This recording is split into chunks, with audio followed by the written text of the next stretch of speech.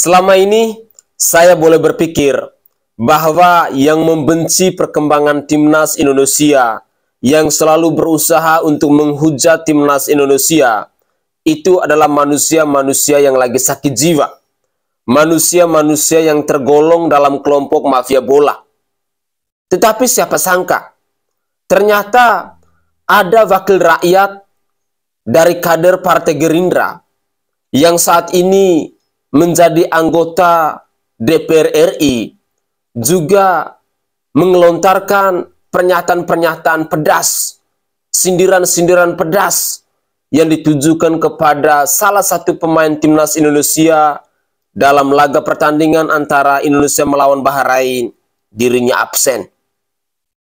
Sindiran ini datang dari seorang Andre Rosiade, yang kita kenal bahwa Andre Rosiade ini adalah bapak mantu atau bapak mertua dari Pratama Arhan. Dan ini adalah sebuah sindiran yang sesungguhnya tidak pantas diucapkan oleh seorang wakil rakyat, di mana dia ketahui bersama-sama bahwa supporter timnas Indonesia saat ini benar-benar mendukung perkembangan dari timnas Indonesia. Mari saya ingin membacakan cuitan dari Andre Rosiade berikut ini. Alhamdulillah Indonesia menang. Selamat timnas Garuda. Selamat Chief Ed Erick Thohir yang secara tegas melakukan pembenahan di internal timnas. Hari ini Ridho membuktikan diri menjadi pahlawan di jantung pertahanan Indonesia. Ini bukti Indonesia tidak butuh pemain yang pura-pura cedera, padahal hasil MRI-nya menyatakan tidak ada cedera. Yang enggak percaya silakan cek ke rumah sakit Mitra Keluarga Cibubur. Adalah sebuah sindiran pedas yang dilakukan oleh Andre Rosiade yang adalah wakil rakyat ini kepada Mes Hilgers. Karena kita ketahui bersama-sama bahwa dalam laga pertandingan antara Indonesia melawan Bahrain, Mes Hilgers dipastikan absen. Pemirsa, berikut ini saya ingin menyajikan komentar-komentar dari supporter timnas Indonesia yang tidak terima dengan kritikan, dengan cuitan yang dilakukan oleh seorang wakil rakyat ini. Mari kita simak bersama-sama. Pasti kalian sudah tahu dan sudah melihat postingan ini. Oke.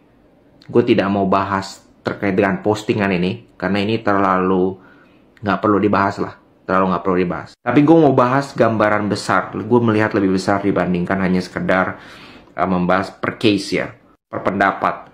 Mungkin ini akan sedikit kontroversial, tapi gue harapkan kalian mendengarkan dan merenungkan dengan baik apa yang gue sampaikan ini. Ini bukan bersifat untuk menuduh dan memfitnah, tapi ini yang gue lihat dan gue rasakan. Bahwa mungkin gue sebutnya ada pihak gelap. Ada pihak gelap yang memang tujuannya untuk menjatuhkan Pak Erick Thohir dari ketua PSSI. Kalian terserah mau bilang gue baca Pak Erick Thohir, terserah.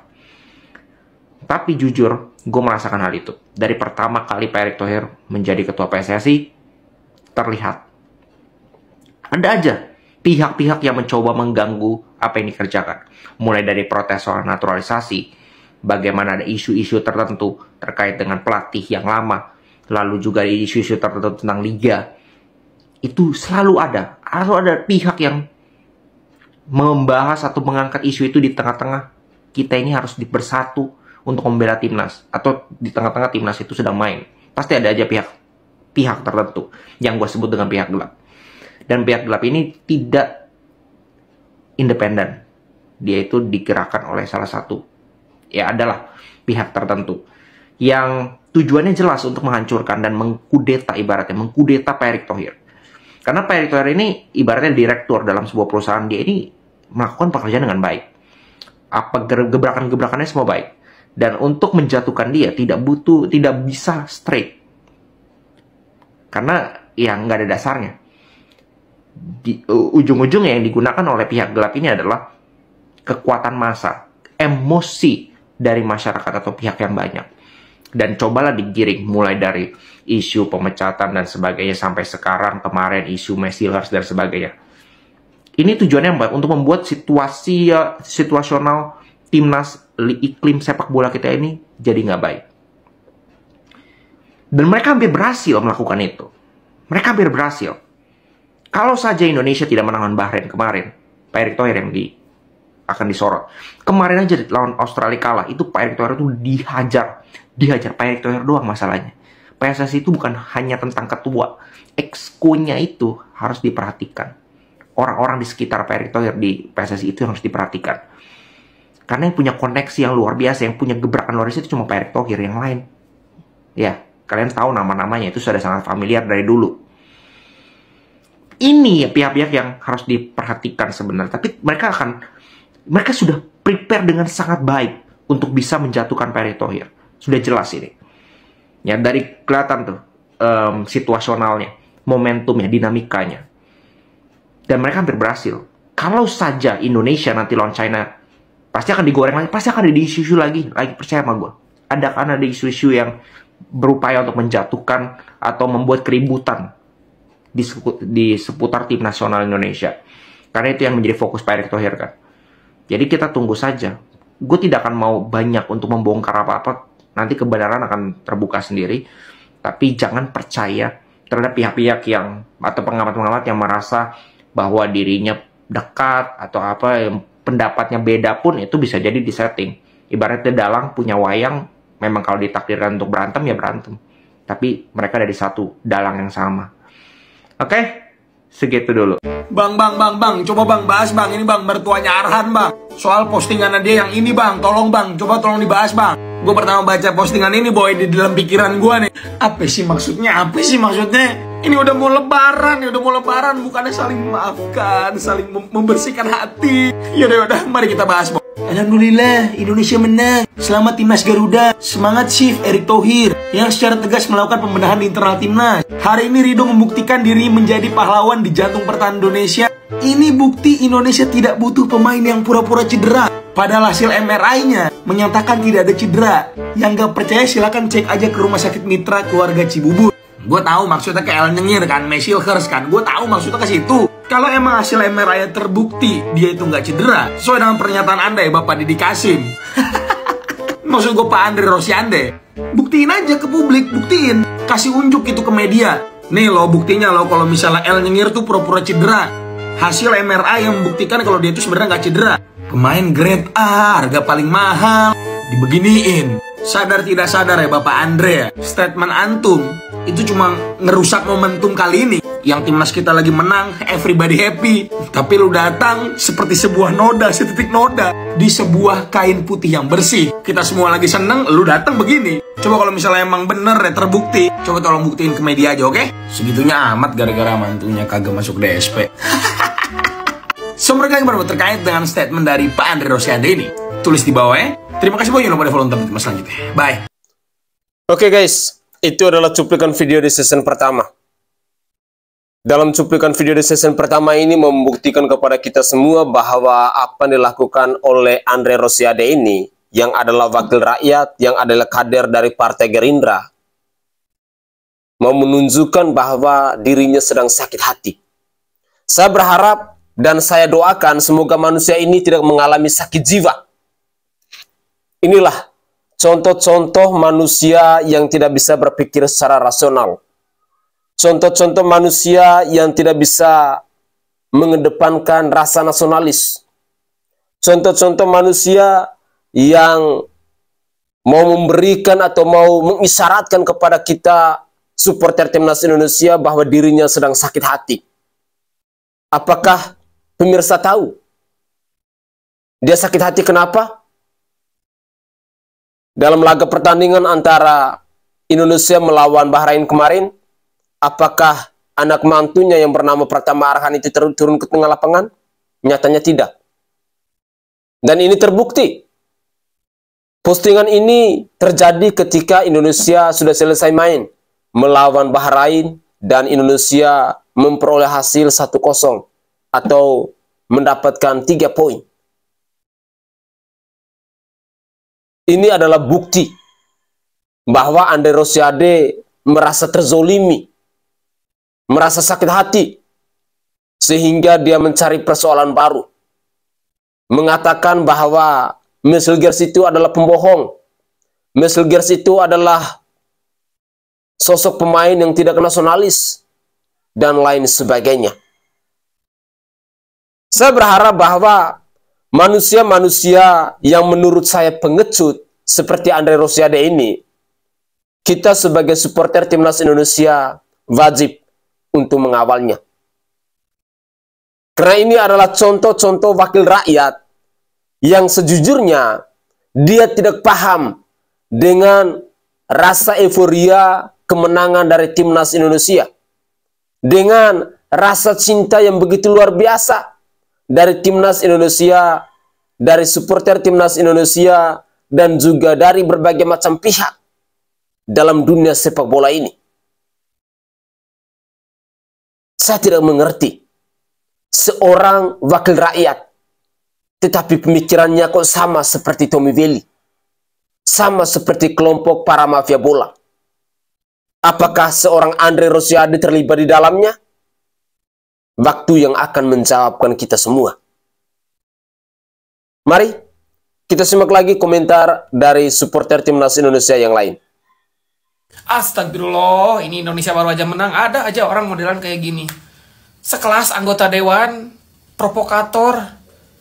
Udahlah, Pak Andre, urus politik aja, gak usah urus bola. Kalau gak ngerti, nih saya kasih tahu ya, si Mes itu masa pemulihan, dia tuh kemarin cedera lagi, gak 100% fit. Di Eropa ataupun dimanapun, kalau pemain gak 100% fit, dia gak akan dimainin.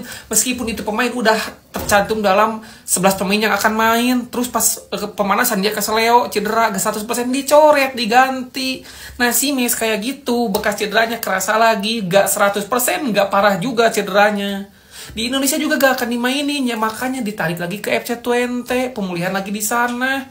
Emang Liga Indonesia dipaksain terus main? Bukan kayak gitu. Mendingan udah urus politik aja, jangan urus bola. Udah mulai berlebihan. Tuduhan, framing dari netizen, dari pengamat untuk Mesilgers menurut gua udah berlebihan. Ada yang bilang nggak nasionalis, mainnya setengah hati, sampai bahkan dibilang kabur ke Belanda. Udah gila pada. Siapa sih pemain yang mau cedera? Ya nggak ada. Ya emang kebetulan aja cedera, men. Apes aja. Terus buat yang bilang nggak nasionalis, berapa banyak sih pemain yang market value-nya 9 juta euro mau membela timnas yang peringkatnya 130 sekarang? Terus kalau dia mau kabur, bisa aja dong dari Sydney langsung ke Belanda. Ini kan enggak. Dia datang dulu ke Indonesia, diperiksa. Yang periksanya juga orang Indonesia, guys. Terus buat lo yang belum tahu, guys, orang tuanya Mesilgers sama adiknya, Bu Linda Tombeng, ada di Indonesia. Bukti juga. Pengen nonton anaknya main di GBK. Masih dibilang kabur. Coba pikir lagi lah lebih panjang. Yang komentar juga pikirlah. Kalian boleh marah, kecewa, boleh. Tapi tolong, akal sehatnya tetap dijaga, guys. Jangan framing, jangan nuduh pemain timnas yang enggak. Kalau kita kecewa, percaya mereka 1000 kali lebih kecewa dibanding kita. Nggak ada yang mau cedera kok, nggak ada yang mau kalah kok. Ngerti kan? Komentarnya sikat. Mesilgers dibilang nggak nasionalis karena pulang. Ini gue bacanya agak lucu karena baru pertama kali pemain cedera nih, pemain cedera dibilang nggak nasionalis. Kalau yang bilang itu netizen, gue masih oke lah. Tapi kalau sampai pengamat senior yang bahkan mengaku sebagai A1 ya, itu sih agak agak disayangkan. Karena ya nggak mana ada sih pemain yang mau pura-pura cedera hanya karena masalah nasionalisme. Dan gini ya, Mesilgers itu umur 23 itu sudah memutuskan untuk membela timnas Indonesia. Bahkan Van Persie bilang dia kalau sabar sedikit itu bisa dipanggil timnas Belanda. Tapi dia memutuskan untuk membela timnas Indonesia. Kurang nasionalis apa? Jadi kalau dibilang masalah nasionalisme, aduh, please deh, jangan mengadu domba. Jangan mengadu domba netizen yang sedang panas. Dan siapa yang mau cedera? Siapa yang sengaja cedera? Nggak ada. Emang Kubarsi kemarin pada saat pulang ke Barcelona fans Spanyol bakal bilang, oh Kubarsi sengaja biar bisa main sama Barcelona? Kan nggak gitu. Dan gue yakin semua yang bermain untuk timnas Indonesia, mau dari pemain lokal, mau dari pemain diaspora, semua punya rasa cinta tanah air yang sama dan punya rasa nasionalisme yang sama. Jadi nggak usah diadu domba, nggak usah digiring opini ke hal yang negatif, terutama terhadap pemain. Oke? Segitu dulu. Baru aja happy-happy Indonesia menang 1-0 dari Bahrain. Tapi ada hal yang gak menyenangkan untuk para fans timnas.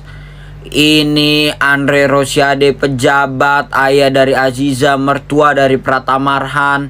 Dia menyatakan statement kalau dia ini gak butuh pemain naturalisasi seperti Mads Hilgers. Dia dari kemarin nyentuh Mads Hilgers terus, bukan sekali dua kali. Dan dia tetap kekeh dengan statementnya kalau Hilgers itu pura-pura cedera dan kita boleh disuruh cek ke rumah sakit Mitra Keluarga Cibubur. Ini dia kayaknya menurut gua benar sih, karena dia berani mengungkapkan statementnya bukan sekali dua kali doang, tapi sebelumnya dia udah nyenggol Hilgers.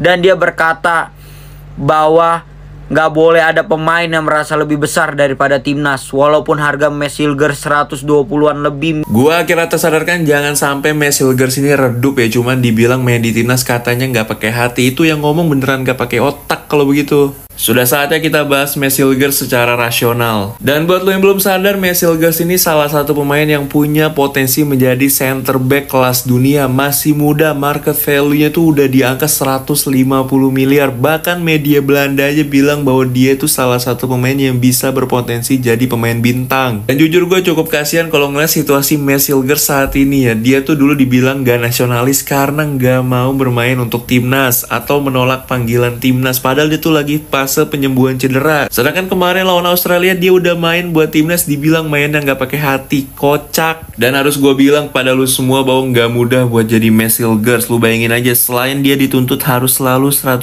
di lapangan, ia pun harus kadang dituntut untuk hidup sesuai standar dari netizen kita. Makanya sangat gak heran udah 2-3 kali klarifikasi yang dilakukan sama Mads Hilgers atas tuntutan dari netizen. Bahkan legenda dari timnas Belanda aja, Robin van Persie itu bilang kalau Mads Hilgers mau sabar sebentar aja, dia pasti dipanggil sama timnas Belanda, tapi dia lebih memilih timnas Indonesia. Sedangkan lu pada bilang dia main gak pakai hati, lu pada sakit. Dan sudah dipastikan akibat cedera Mads Hilgers ketika menghadapi Australia ini membuat dirinya gagal lagi debut di GBK. Mending kita doain aja supaya Mads Hilgers ini cepat sembuh dan fast recovery, dan semoga nanti timnas Indonesia menang menghadapi Bahrain.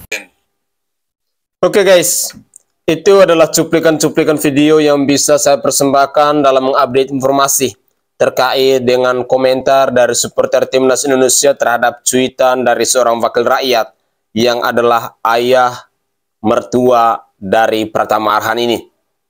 Semoga saja seorang Andre Rosiade yang adalah wakil rakyat ini tidak tergabung dalam lingkaran Tommy Welly atau tidak tergabung dalam kelompok mafia bola.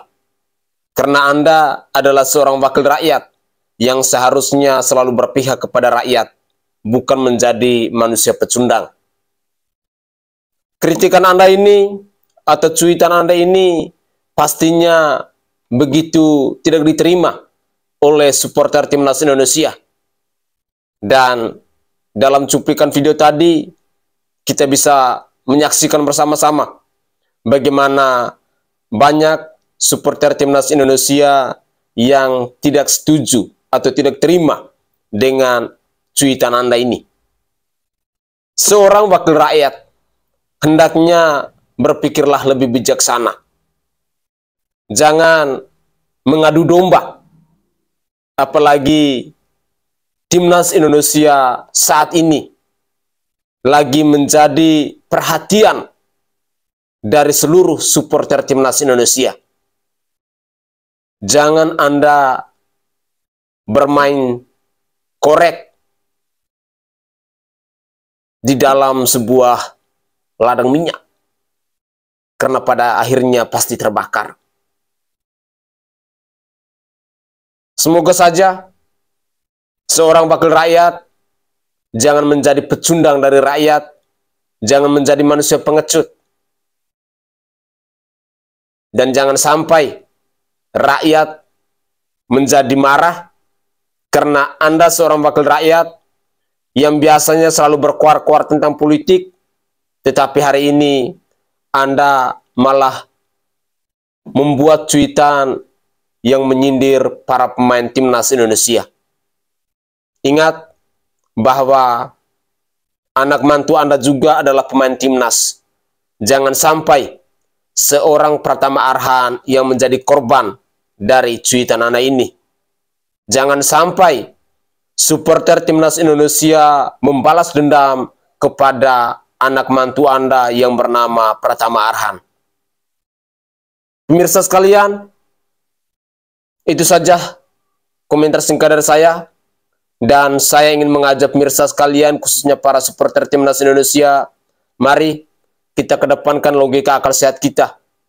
Mari kita abaikan manusia-manusia yang mungkin lagi sakit hati, manusia-manusia yang mungkin lagi frustrasi, manusia-manusia yang mungkin tidak terima ketika anak mantunya tidak ikut bermain dalam laga pertandingan antara Indonesia melawan Bahrain kemarin. Saya Sainai dari Provinsi Nusa Tenggara Timur. Saatnya kita yang rakyat jelata harus berani untuk bersuara. Salam hormat, salam NKRI, dan salam olahraga untuk kita semua.